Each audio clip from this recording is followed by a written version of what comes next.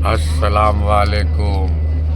देखो हम फिर आ गए दोनों, और अभी हमें गोवा में, और गोवा से जा रहे पणजी, कुछ काम है। हम सुबह आए थे लगभग 8 बजे राजधानी से, और अब पणजी एक काम है, वहाँ जा रहे। मैं बोला चलो यहाँ से वॉल्ग स्टार्ट करते हैं आज। ये देखो मैं अभी गोवा में हूँ, और गोवा में चल रहा है कार्निवल, गोवा कार्निवल। लेकिन मैं तो सरकारी काम के लिए आया था, और ये हमारे एडवोकेट साहब है शिप्टन रिजवी। अभी काम निपटाया और अब यहाँ से जा रहे हैं मडगांव, और यहाँ बहुत बड़ा कार्निवल चालू है, बहुत पब्लिक है, और इतना ट्रैफिक है सब जगह कि पूछो मत। क्योंकि कार्निवल में जगह जगह से लोग आए हैं, और मैं और शिप्टन भाई हम लोग पैदल पैदल जा रहे हैं। देखो देखो आज गोवा में कार्निवल है, विवा कार्निवल। पूरा गोवा सजा है आज, और इतनी भीड़ है कि पूछो मत। देखो हम आए थे कल राजधानी से सुबह, और हमारा एक काम था वो निपटाया, और अभी फिर वही राजधानी से जा रहे बम्बई, और ये मडगांव स्टेशन है।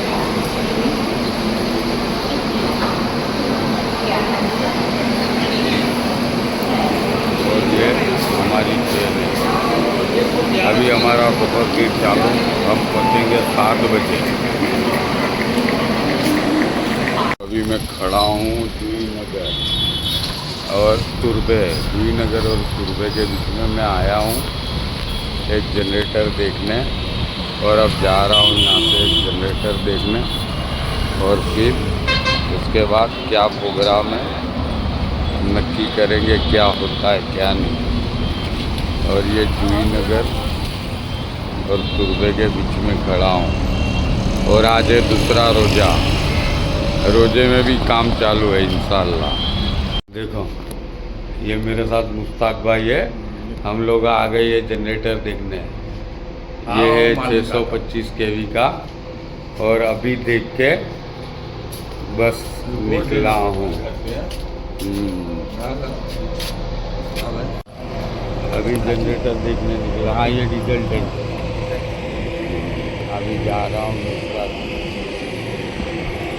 ये पूरा कंपनी है, और आज है दूसरा रोज़ा, लेकिन काम तो करना पड़ता है। देखो ये देखो मैं कंपनी में अभी चढ़ा हूँ ऊपर।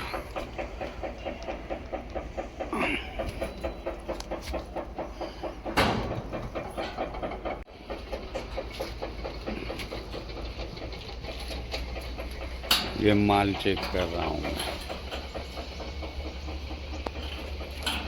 ये मशीनें हैं, उसके लिए आरएमसी प्लांट है, ये आरएमसी प्लांट इसको बोलते हैं। तो इसके लिए पहाड़ों में। ये देखो ये हमारा इफ्तारी का सामान है, और ये टैक्सी खड़ी है। हम रास्ते में थे तो फिर ये लड़के का भी रोज़ा था, मेरा भी। मैं बोला चलो अभी रास्ते में ही कहीं खोल लेते हैं। ऐसी हालत हो गई काम में पूछो मत।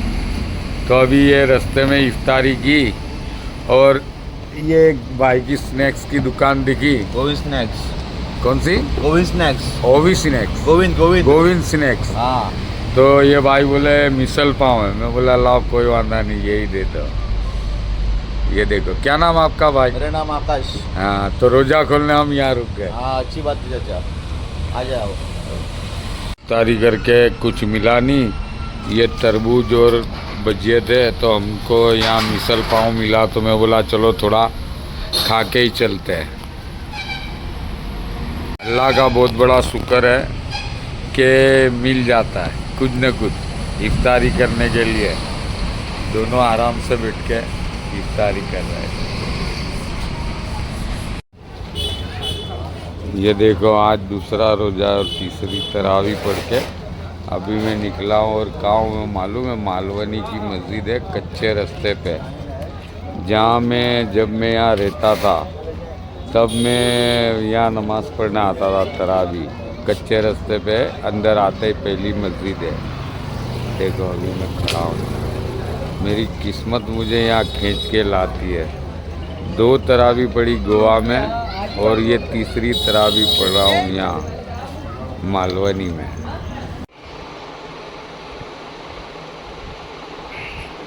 देखो आज है रमज़ान का चौथा रोज़ा और मैं 3 रमज़ान बार किए, 3 रोज़े, और मेरे को कल चोट लग गई और इतनी तकलीफ़ है, पैर में खड़े भी नहीं रह सकता।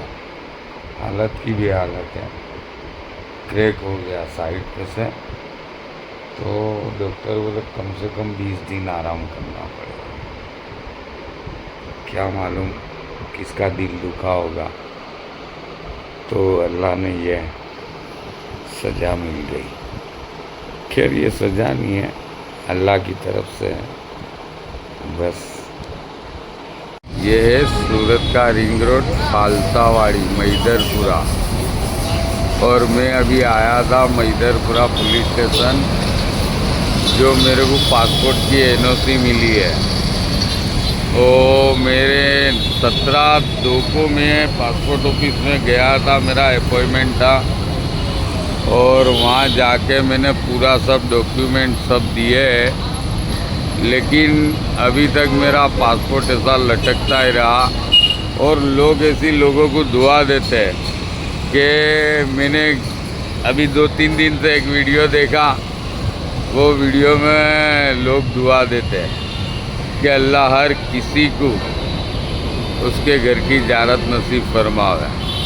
लेकिन साला मेरे को एक चीज़ समझ नहीं पड़ी, मेरा पासपोर्ट जब्त करके तुम लोगों को दुआ देते हैं, क्या मतलब का? इतने मुबारक महीने में आज रमज़ान का 10वां रोज़ा है, इतना मुबारक करते करते एक फ़ोन आ गया तो कट हो गया। मेरा इतना ही कहना है कि आज ये जो तुम खैर खैरात बताते यार, तुम उम्रा के नाम के पैसे खा गए और वो पूरे पैसे डकार लिए, और आज ये जो तुम लोगों को बांटने का बताते, तो ये तो पब्लिक को तुम चोदू बनाते यार। तुम्हारे दिल में यार जरा भी मेरे खुदा का खौफ नहीं है यार, कि यार एक आदमी के उम्रा की नीयत के पैसे यार उसको तुम दांव बना गए। और ये जो तुम आज लोगों को बना रहे हो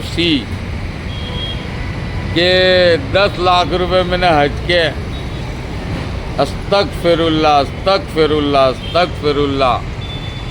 मैं जब तक तुमको जानता हूँ, तुम्हारे साथ मैं रहा हूँ, और मैं तुम्हारी नस नस से वाकिफ़ हूँ, नस नस से।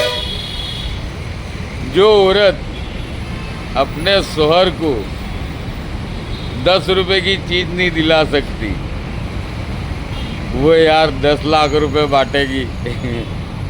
यार क्या लोग है, क्या लोग है यार। यार वाहवाही पाने के लिए रमज़ान महीने में, रमज़ान का इतना मुबारक पाक महीना है, उसमें तुम झूठ बोलते हैं, उसमें झूठ बोलते हैं। यार तुम्हारी कैसे छूट नहीं है, मेरे रब के वहाँ इतनी बड़ी पकड़ है। और मेरा मुँह में रोज़ा है, आज 10वां रोज़ा है, 11वीं तरावी होगी। मैं झूठ नहीं बोलता हूँ। मैं आज भी कोई मेरे को बोले तो मैं मस्जिद में बैठ के बोल सकता हूँ कि ये क्या है।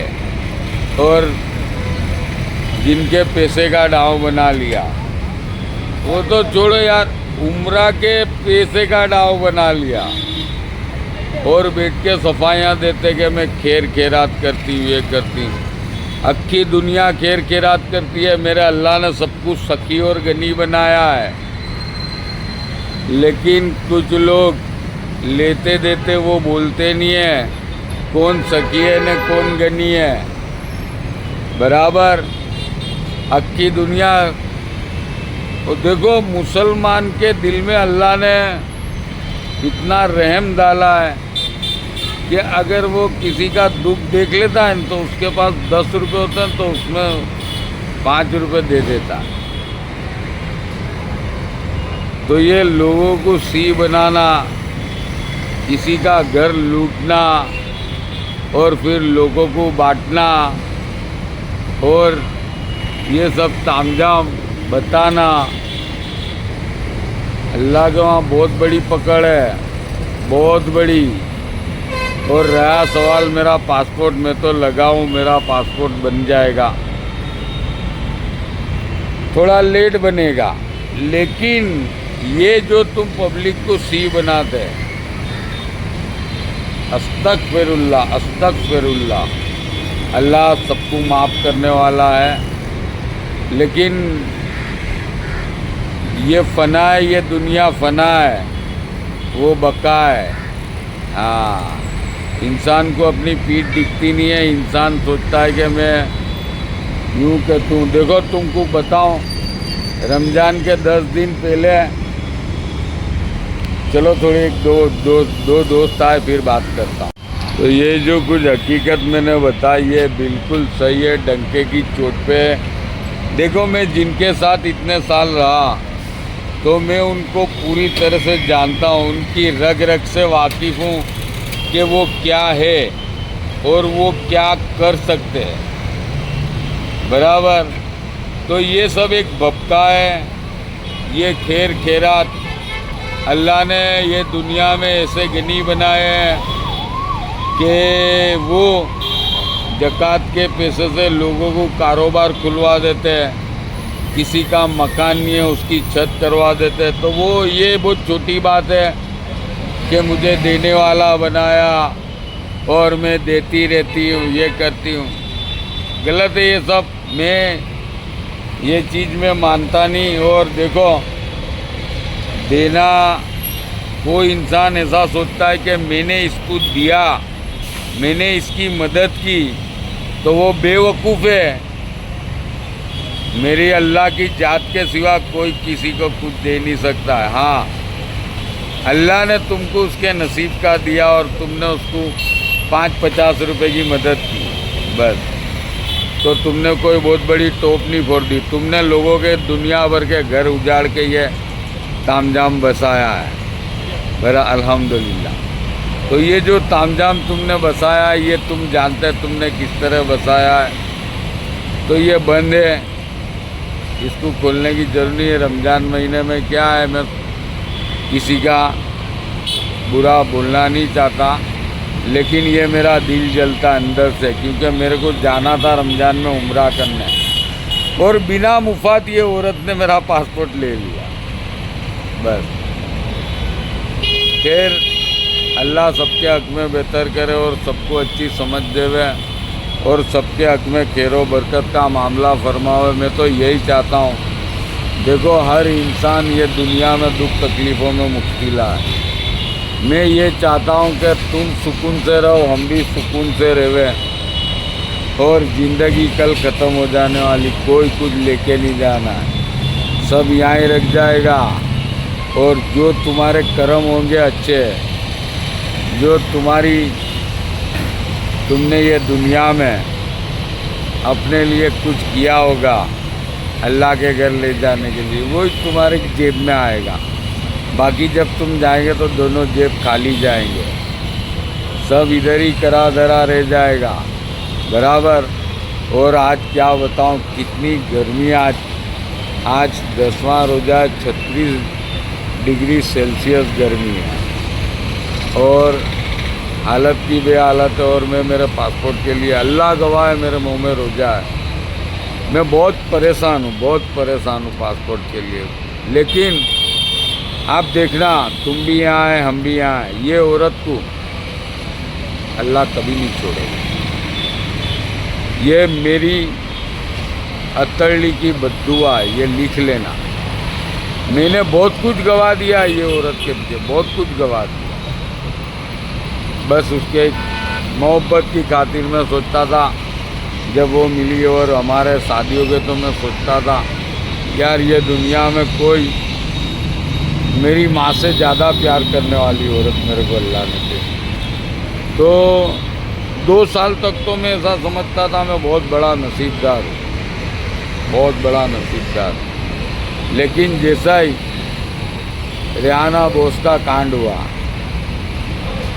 उसके बाद